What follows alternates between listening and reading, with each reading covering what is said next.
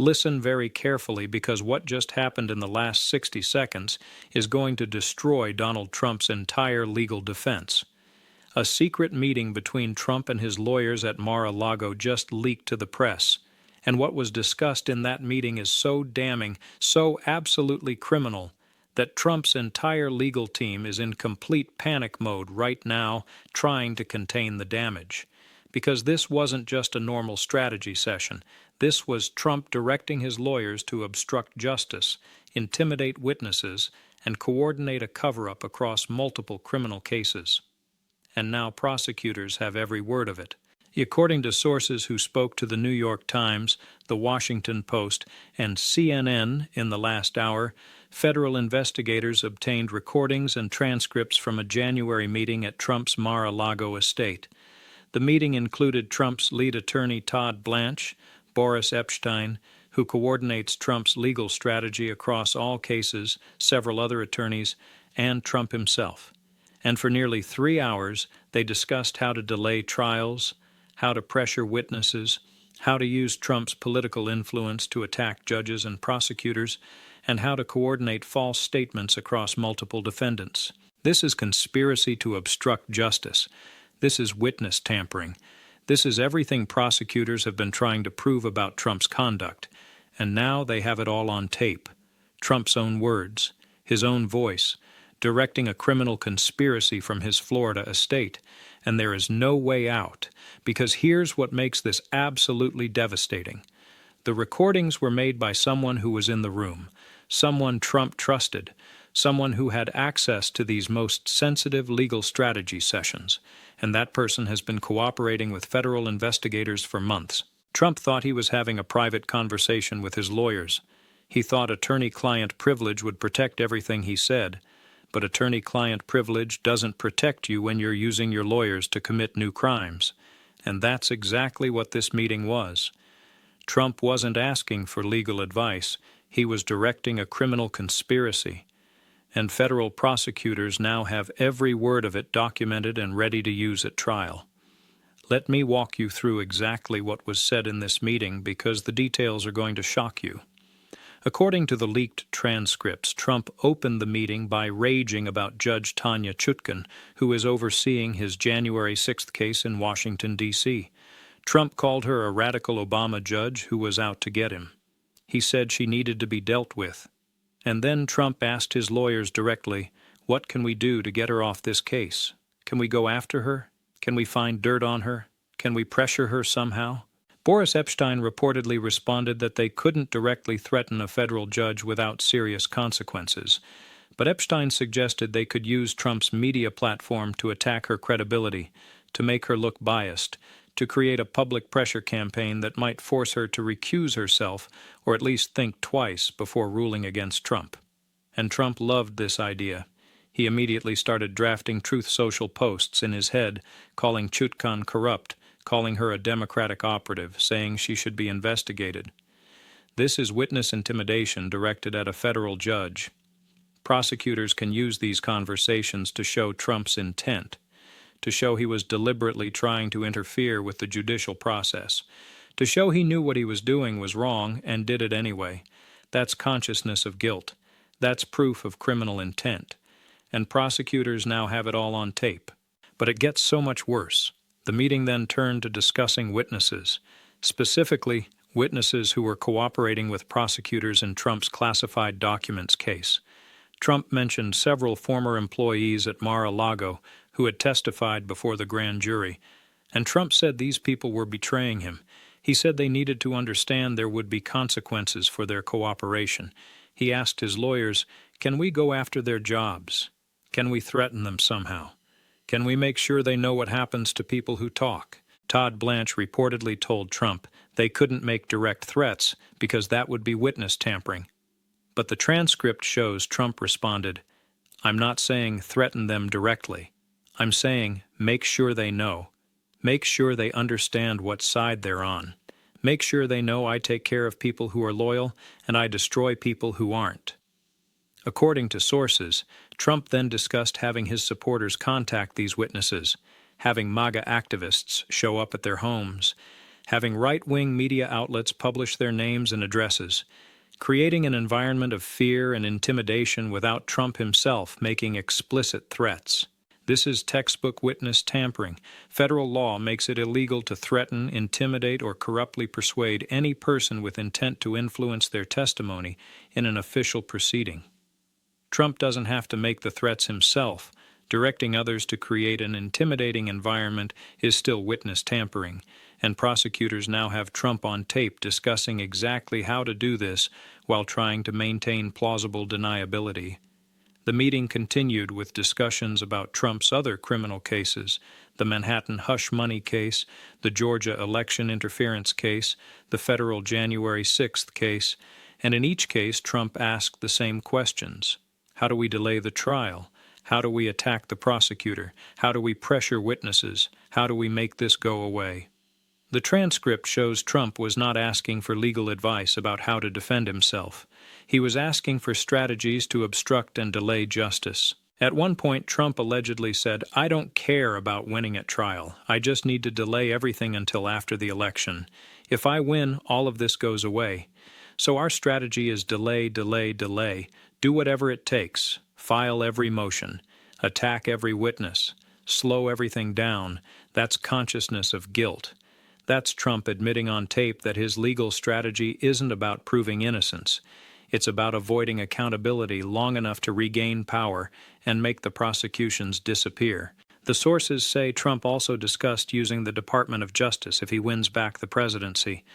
He talked about having his Attorney General open investigations into Jack Smith, into Fani Willis, into Alvin Bragg, into every prosecutor who went after him. He said these people committed crimes by prosecuting me. They need to be held accountable. This is Trump on tape planning to use government power for personal revenge and political retaliation. This is Trump describing how he would weaponize the justice system against his enemies. Now here's where this gets legally devastating.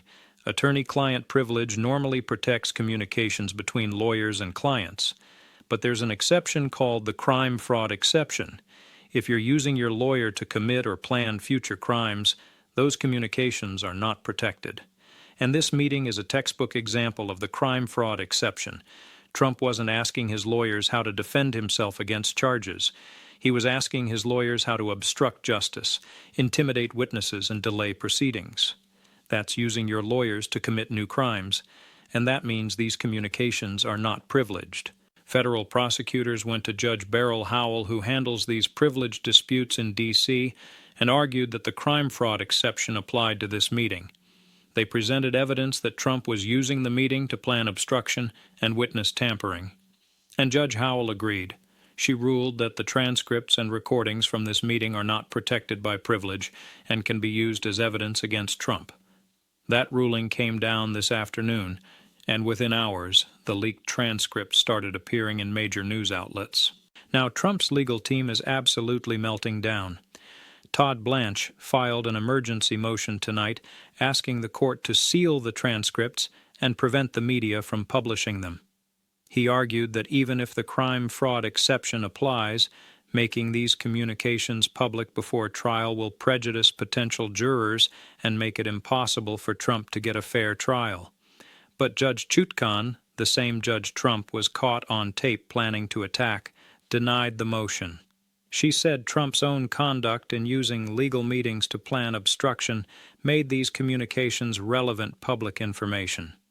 She said the public has a right to know about efforts to interfere with the justice system. So now the transcripts are public. Major news organizations have them. Legal analysts are going through them line by line on cable news, and prosecutors are preparing to use them at trial in multiple cases. This is devastating for Trump on every level. First, it provides direct evidence of obstruction of justice and witness tampering. Prosecutors no longer have to prove Trump's intent through circumstantial evidence. They have Trump's own words on tape describing exactly what he wanted to do and why. That's the strongest possible evidence. Second, it destroys Trump's ability to claim he was just following his lawyer's advice. One of Trump's main defenses has been that he was relying on legal counsel and didn't know he was doing anything wrong. But these transcripts show Trump directing his lawyers, not following their advice. They show Trump pushing his lawyers to help him obstruct justice, even when his lawyers warned him about legal risks. That completely undermines the advice of counsel defense. Third, it creates massive problems for Trump's lawyers. If they participated in discussions about obstructing justice and intimidating witnesses, they could face their own criminal charges. They could be disbarred. Several lawyers who were in this meeting are now reportedly hiring their own criminal defense attorneys, and some are apparently considering cooperating with prosecutors to avoid charges themselves. That means Trump's legal team is fracturing. The people who were supposed to defend him are now worried about defending themselves. Fourth, it shows consciousness of guilt. Trump's own words in this meeting show he knows he's in serious legal jeopardy. He's not acting like an innocent person who's confident the truth will come out. He's acting like someone who's desperate to avoid accountability by any means necessary. Jurors will hear that desperation. They'll see Trump on tape planning obstruction, and that will influence how they view everything else in the case. Fifth, it gives prosecutors leverage over other witnesses and defendants. Anyone else who was in that room or participated in the schemes discussed in that room now faces potential charges, and prosecutors can offer them deals. Cooperate and testify about what Trump said and did, or face charges yourself for participating in obstruction. We're already hearing that at least one person from that meeting has agreed to cooperate. That person is the source of the recordings, and that person will be a devastating witness at trial. The question everyone is asking tonight is, who leaked this? Who was in that meeting and decided to record it and give it to prosecutors? The answer is we don't know for certain, but sources indicate it was someone who had been in Trump's inner circle for years, someone who had access to the most sensitive legal discussions, someone who Trump trusted completely, and someone who finally decided they couldn't be part of what Trump was doing anymore. This person reportedly went to federal prosecutors months ago and agreed to wear a wire to future meetings, and this January meeting at Mar-a-Lago was one of several meetings this person recorded. Trump is absolutely enraged. According to people close to him, Trump spent the last few hours screaming about betrayal, demanding to know who the rat is, threatening to sue everyone involved. He's posted over 40 times on Truth Social in the last 2 hours. Every post is in all caps. Every post is calling this illegal, unconstitutional, a witch hunt, a hoax. But none of his posts actually deny what's in the transcripts. He's not saying he didn't say these things. He's just saying it's unfair that people know he said them. Trump's lawyers are trying to argue that even if everything in the transcripts is true, it was said in a legal strategy meeting and shouldn't be made public. But that argument fails because of the crime-fraud exception. You can't use attorney-client privilege as a shield to plan new crimes, and you can't complain about lack of confidentiality when you are using that confidentiality to plot obstruction of justice. The law doesn't protect criminal conspiracies just because they happen in a lawyer's office. Legal experts are saying this is potentially more damaging than the Access Hollywood tape was in 2016. That tape showed Trump's character and his attitude toward women. This transcript shows Trump actively planning to obstruct federal investigations and intimidate witnesses. It shows criminal intent. It shows consciousness of guilt. It shows exactly what prosecutors need to prove their cases.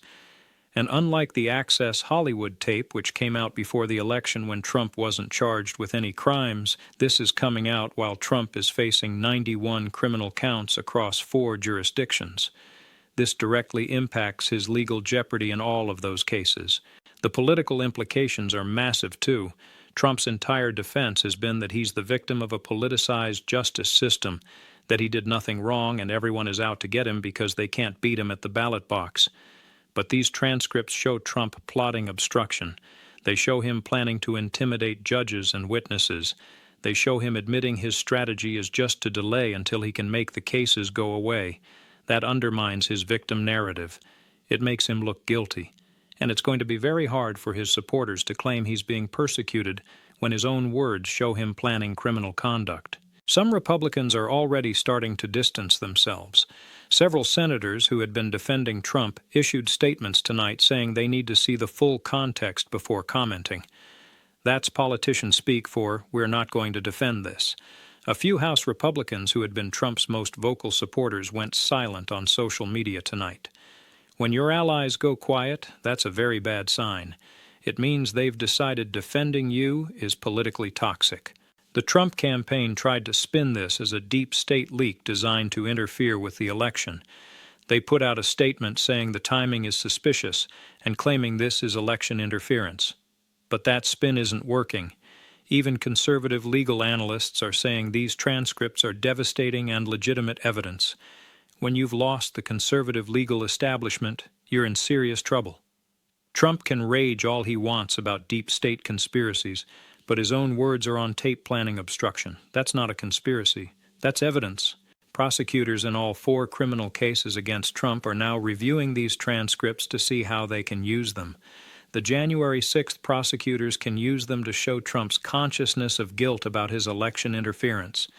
The classified documents, prosecutors can use them to show Trump planning witness intimidation. The Manhattan prosecutors can use them to show Trump's overall pattern of obstructing investigations. The Georgia prosecutors can use them to show Trump's intent to interfere with legal processes. Every prosecutor investigating Trump just got a gift-wrapped piece of evidence showing criminal intent. And it gets worse for Trump. Judge Howell's ruling that these communications aren't privileged opens the door to reviewing other meetings. If the crime-fraud exception applies to this meeting, it probably applies to other legal strategy sessions where Trump was planning obstruction instead of receiving legal advice. Prosecutors are reportedly seeking access to transcripts and recordings from dozens of other meetings over the past 2 years. If those meetings show similar discussions about obstructing justice and intimidating witnesses, prosecutors will have a mountain of evidence showing a systematic obstruction conspiracy. Trump's legal bills are already over $60 million and climbing. His political action committees have spent tens of millions on his legal defense, and now his legal team is imploding because the lawyers involved in this meeting are facing their own jeopardy. Trump is going to need new lawyers, but finding experienced criminal defense attorneys willing to represent him is getting harder. Many top lawyers won't touch his cases because Trump doesn't listen to advice, doesn't pay his bills, and now it turns out he gets his lawyers caught on tape planning crimes. What lawyer wants to risk their career and their freedom representing a client like that? The judge in the classified documents case, Aileen Cannon, has been widely criticized for making rulings favorable to Trump.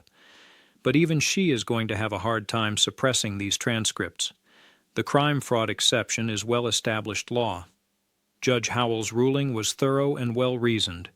Unless Cannon wants to be reversed on appeal and embarrass herself further, she's going to have to allow prosecutors to use this evidence. And once jurors hear Trump on tape planning witness intimidation, it's going to be very hard for Trump to convince them he's innocent of obstruction charges. The Manhattan case involves Trump's hush money payments and falsifying business records. Trump's argument has been that he was just following his lawyer's advice about how to handle the payments. But these new transcripts show Trump directing his lawyers to help him cover things up, not innocently following their guidance. That undermines his defense in the Manhattan case, too. Every case Trump faces is now more difficult because these transcripts show his intent and his consciousness of guilt. In Georgia, Fani Willis is prosecuting Trump and 18 co-defendants for election interference. Several of those co-defendants have already pleaded guilty and are cooperating. Now, with these transcripts showing Trump planning obstruction, more co-defendants are likely to flip. Why go down with Trump when prosecutors have tape of Trump planning criminal conduct? The smart move for Trump's co-defendants is to cooperate, testify against him, and try to get reduced sentences. And every co-defendant who flips makes the case against Trump stronger. The January 6th Congressional Committee spent 18 months investigating Trump's role in the Capitol attack. They referred Trump to DOJ for prosecution, and now Jack Smith has charged Trump with conspiracy to defraud the United States and obstruction of an official proceeding. The committee's work provided a foundation, but prosecutors needed to prove criminal intent beyond a reasonable doubt. These transcripts give them exactly that. Trump's own words showing he knew he lost the election, knew his legal challenges had no merit, and decided to obstruct the certification anyway. That's the case Jack Smith needs to make, and Trump just made it for him. Trump's poll numbers have been surprisingly resilient despite his legal problems. Many of his supporters believe he's being unfairly targeted and see the prosecutions as political. But these transcripts might change that calculation. It's one thing to believe prosecutors are making up charges. It's another thing to hear Trump on tape planning obstruction and witness intimidation. Some voters who gave Trump the benefit of the doubt may decide his own words prove he's guilty. We're already seeing some movement in polling tonight. Early surveys show Trump's favorability dropping among independent voters and even among some Republicans who are tired of the chaos. Trump's legal strategy has been delay, delay, delay. Push every trial past the election. Hope to win and make it all go away. But these transcripts show that strategy explicitly, and judges don't like it when defendants are openly trying to manipulate the system. Trump's strategy of delay may actually backfire now because judges can see he's not asserting legitimate legal rights, he's just trying to run out the clock. That might make judges less sympathetic to his endless motions and more willing to set firm trial dates. Trump has 4 criminal trials potentially happening in 2024. The Manhattan case is scheduled for March. The federal January 6th case was supposed to start in March, but might be delayed slightly. The classified documents case is set for May. The Georgia case is scheduled for August. With these new transcripts, prosecutors in all 4 cases now have powerful evidence to use. Trump is facing the possibility of being convicted in 1 or more cases before the election. And if he's convicted, his legal problems multiply because judges can revoke bail, order him detained, and require him to begin serving sentences even while appeals are pending. The biggest question is whether these transcripts lead to new charges. Obstruction of justice is already charged in some of Trump's cases, but the specific conduct described in these transcripts, the planning to intimidate judges and witnesses, the coordination of false statements, the conspiracy to use political pressure to interfere with proceedings, all of that could support additional charges.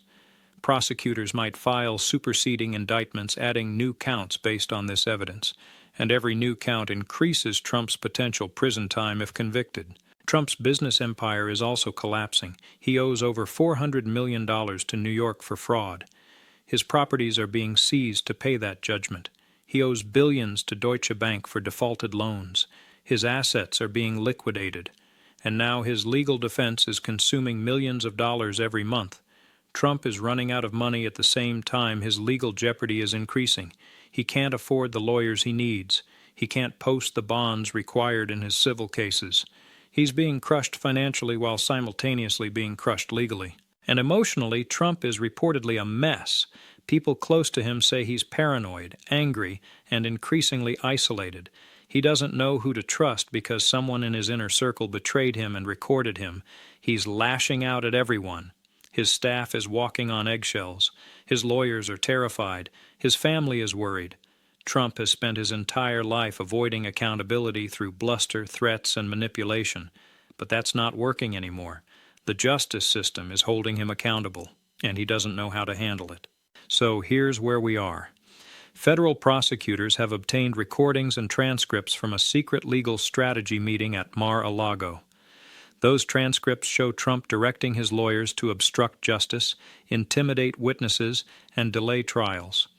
Judge Howell ruled that attorney-client privilege doesn't protect those communications because they involve planning future crimes. The transcripts are now public. Prosecutors in 4 criminal cases can use them as evidence. Trump's lawyers are panicking because they face potential charges themselves. Some people from the meeting are cooperating with prosecutors. Trump's poll numbers are dropping. His legal strategy is exposed. His financial resources are depleted, and his emotional state is deteriorating. This is the beginning of the end. Trump thought he could use his lawyers to plan obstruction behind the shield of attorney-client privilege, but someone in that room decided they couldn't be part of it anymore. They recorded everything. They gave it to prosecutors, and now Trump's own words are going to be used to convict him. There's no spinning this. There's no explaining it away. Trump is on tape planning crimes, and jurors are going to hear every word. This is as close to a smoking gun as prosecutors ever get, and Trump just handed it to them himself by trusting the wrong person and saying things that should never have been said. The walls have been closing in on Trump for years, but tonight those walls just collapsed. His legal defense is shattered, his obstruction is documented, his consciousness of guilt is proven, and there is no way out. Donald Trump is going to prison, and these leaked transcripts are the evidence that will put him there.